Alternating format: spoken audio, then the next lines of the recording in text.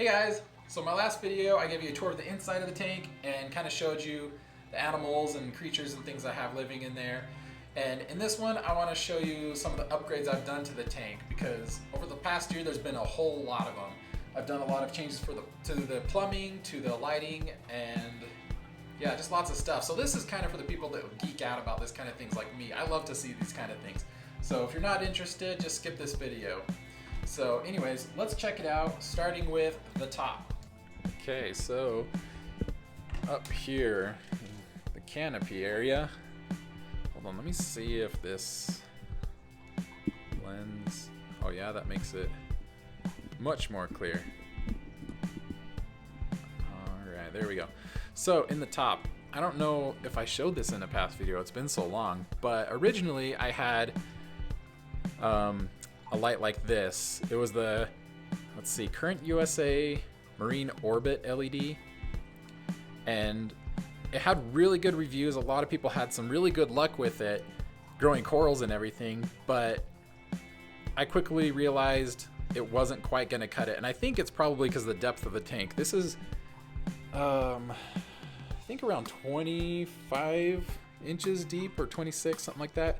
So for a fish only tank, when I first started, it was great. Excuse me, it was great. It was giving me plenty of light, and it had the, you know, sunset, the sunrise, and a lot of other programmable stuff to it, which was really cool. The only thing I didn't like is it was only 2 channels. It only had blue and white. And so when I realized it wasn't quite gonna cut it for corals in my tank, I decided to get another one. So I got this one. It's the same light, it's a Marine, or the, what is it, Current USA Marine LED, but this one's like a newer version. This one actually has 4 channels to it. It has the, let's see, it has white, blue, green, and red to it. So I was really happy about that, a little more customizable, and so it was really cool. It got me some, I was able to do some better colors in my tank with it. So for a while I had the 2 of them up here, and it was actually for quite a while I had those 2 up there, but I was nearing the point where I wanted to get my anemone, and I was seeing some issues with some of my corals. For example, these nebula? I think they're nebula zoas or pallies, I can't remember. But anyways, these guys, they were the only zoas I had. I didn't have these 2 yet, but they were growing really, really long. Like they were stretched probably a good inch high. And I believe that was due to not enough light penetrating that deep, and so they were reaching for the light. As you can see, they've kind of flattened out quite a bit since I've gotten these new lights. But they were really long. They were like little trees or little mushrooms. They're kind of crazy. So anyways, I took out the first Current USA Marine LED that just had the white and blue channels, and I left this one in here because I still like the sunset and sunrise, and I like customizing the lights to it. And then I went and bought these retrofit T5 bulbs and T5 fixtures. I bought, I think the kit came with 2, so I got 2 kits, which gave me 4. There's 2 on that side as well, and installed them up here, and they were actually really surprisingly easy to install. So anyways, since I added those to my tank, I've seen a huge difference in the corals.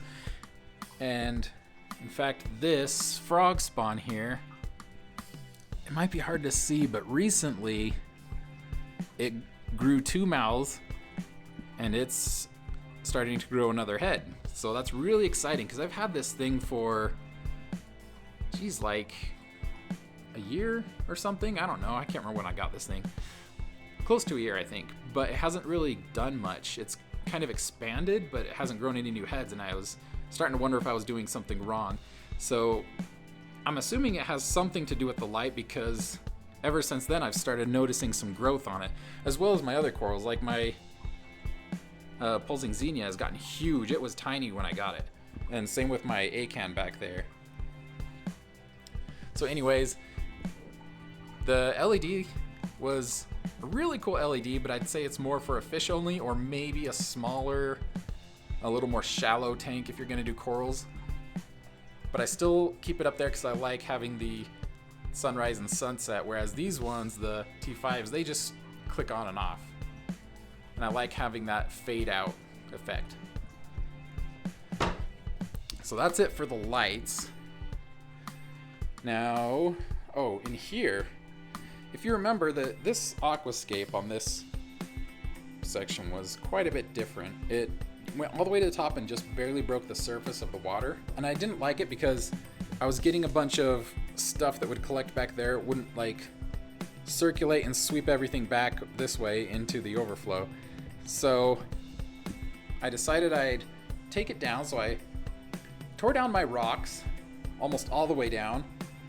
And then I drained my tank really far, cut the pipe, glued a new strainer on, and let it cure. And then I rescaped it into this, refilled my tank, and let it go.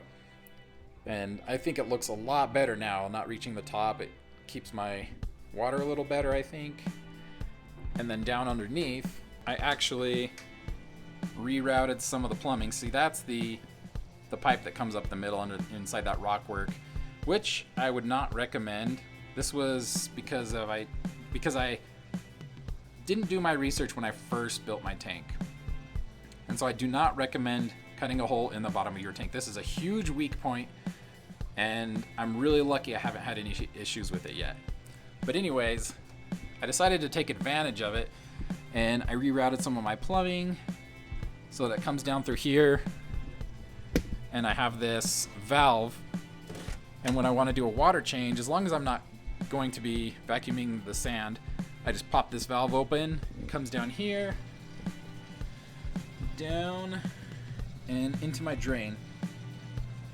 And I set this at just the perfect height, so it'll drain down until it hits that strainer, and then it can't drain anymore, which is the exact amount of water that it takes to do a water change for my 45-gallon barrel water change. So it's really easy to do water changes now, and I don't mind it so much. And then down here, quite a few changes here. As you can see, I ditched that sump that I used to have. It was, I think, like, what was it, like 25 gallons or something? So I went on Facebook Marketplace and I found a 50-gallon tank.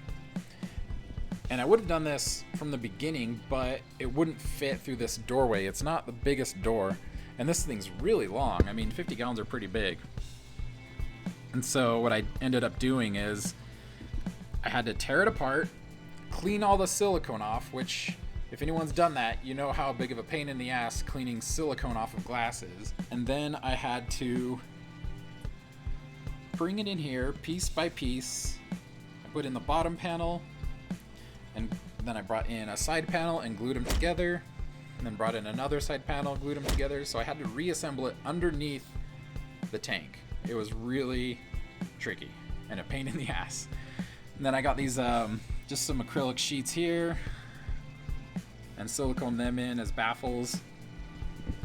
So now I have this huge sump, which is, it's more than double the size of the one I had before. So that's really nice to have. I also got dosing pump. I'm dosing 2-part currently.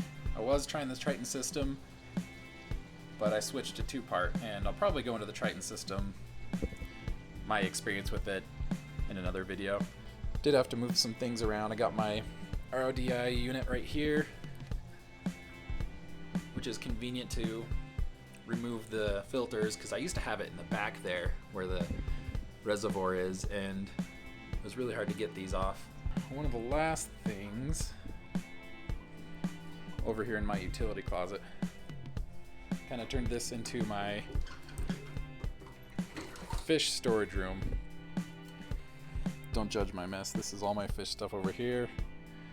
I'm sure most of you have had some similar experience with all your junk.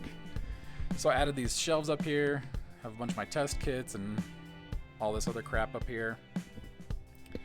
And then I built a stand,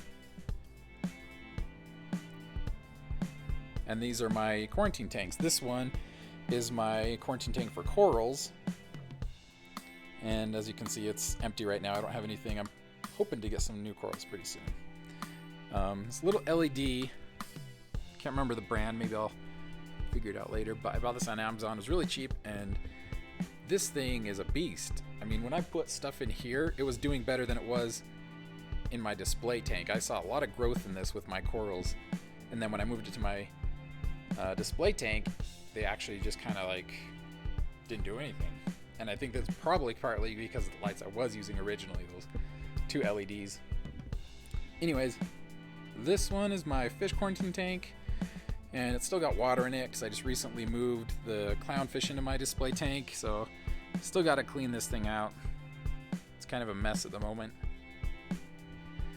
So yeah, anyways, that's my nice little quarantine area out of the way, somewhere I can keep all my junk without my wife getting mad at me for making a mess of the place.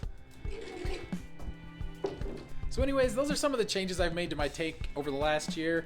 I really feel like I'm missing something, but I can't think of what it could be, and so I'll just get to those when I remember them, I guess. But there's also a few other things I want to go over, like the Triton system, my experience with that, and a few other things. But this video is getting kind of long, so I'm going to stop it there. Like and subscribe and do all that stuff, whatever, and I'll see you guys next time.